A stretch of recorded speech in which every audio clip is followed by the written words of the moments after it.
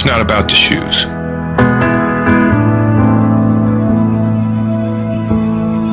It's about knowing where you're going, not forgetting where you started.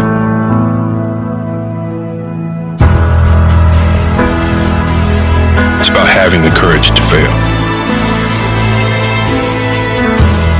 not breaking when you're broken, taking everything you've been given and making something better.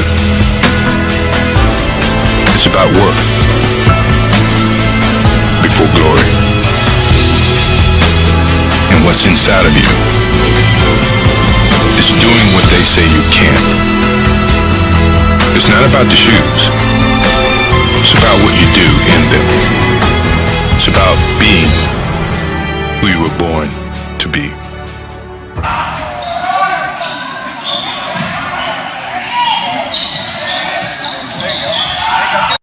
The history of basketball. The game of basketball, NBA, as it is known today, was created by Dr. James Naismith in December 1891 in Springfield, Massachusetts, where it was consisted to train young athletes during cold months.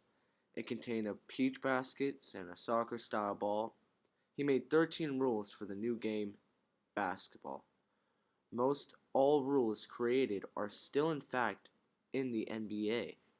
On November 1st, 1946, in Toronto, Ontario, Canada, the Toronto Huskies hosted the New York Knickerbockers at Maple Leaf Gardens in a game the NBA now refers to as the first played game in NBA history. The first basket was made by O.C. Sketman of the Knickerbockers. Dr. James Naismith never knew this popular game would be such a hit. The most achieved and rewarded that Dr. Naismith felt is when he found out basketball was given a spot in the Olympics in 1946. Bob Kirkland was the first one to dunk in NBA history. Sadly, Bob Kirkland died at age 88. Although we see dunking as one of the most beloved ways to score, back then there was no dunk contest. People did not prize the art and the difficulty of dunking. In the early 1900s, when basketball was played, players would play in cages of chicken wire for viewers not to get hurt during the game. If one were to fall on them when an intense game would take place, almost every player would get injured. In the very beginning of basketball, the teams were made up of 9-on-9, kind of like baseball. When basketball began, people used soccer balls and would use coal dust for grip. Dribbling like dunking. Dunking was not a crucial part to the game, as people had time to grab it, take a few steps, and then toss it to someone else. Dribbling too. When people would watch the game, there would be injuries of spectators getting hit with the basketball. As a result, people invented the backboard. I know, it's kind of crazy. You thought they were just using it for easier scores. But something to stop the ball from hitting the viewers. The craziest margin swept in a game was in December 17th, 1991, when Cleveland Cavaliers demolished the Miami Heat with a crushing score of 148-80. Before 1923, teams would be able to choose who they wanted to shoot free throws when anyone on their team would be fouled. Whereas today, whoever got fouled has to shoot the free throws. Earl Lloyd, along with Nat Sweetwater, Clifton, and Chuck Cooper, were the first African Americans to play in the NBA.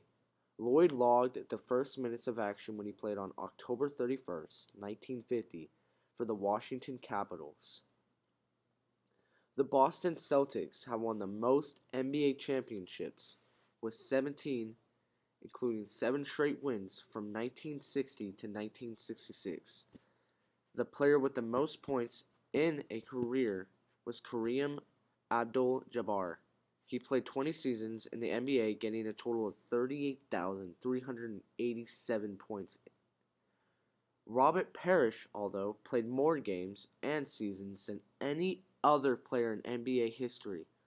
Over his 20-year career, 1976 through 1996, he played in 1,611 games of basketball.